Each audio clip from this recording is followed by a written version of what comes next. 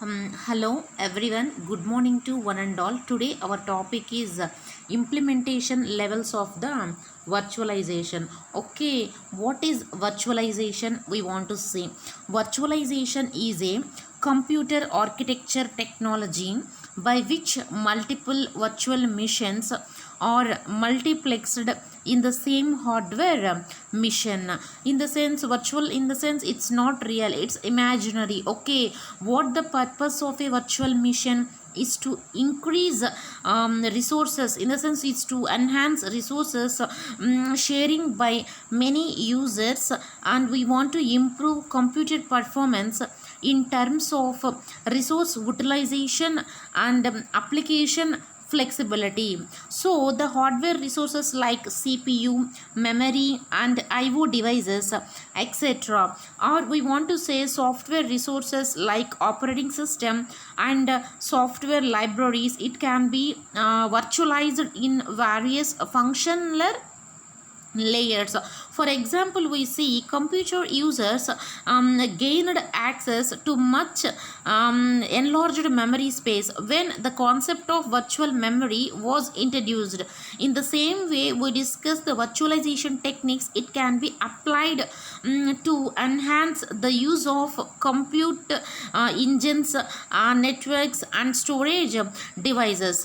Okay, this is the concept of implementation levels of the virtualization. And coming to the concept of what is virtualization. Okay, virtualization is the capability to run multiple instances of computer systems on the same hardware. In the sense, it is a computer technology by which multiple virtual machines are multiplexed in the same hardware mission. Okay, the way the hardware is being used, it may vary based on the configuration of the virtual machine. For example, if you have take some your own desktop PC or laptop, you might be running Windows on your system, but with virtualization. Now you can also run on Macintosh or Linux, Ubuntu on it.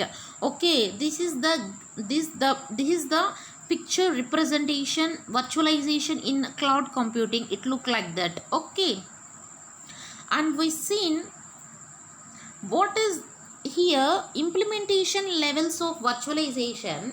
Here we discuss 5 levels of implementing a virtualization concept. First one is instruction set architecture level, and second one is hardware abstraction level. Third one is operating system level. Fourth one is library level, is nothing but user level application programming interface. And finally we discuss application level. Okay, here so we discuss the levels of virtualization implementation. Okay, traditional computer runs within applications and host operating system specifically for its hardware architecture. And we want to say after virtualization concept, different user applications managed by their own operating systems like guest operating system, it can run on the same hardware and independent of the host operating system.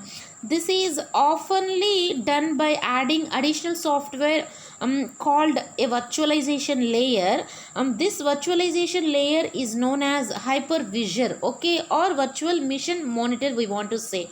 Here in where applications run with their own guest operating system over the virtualized CPU and memory and input or output resources.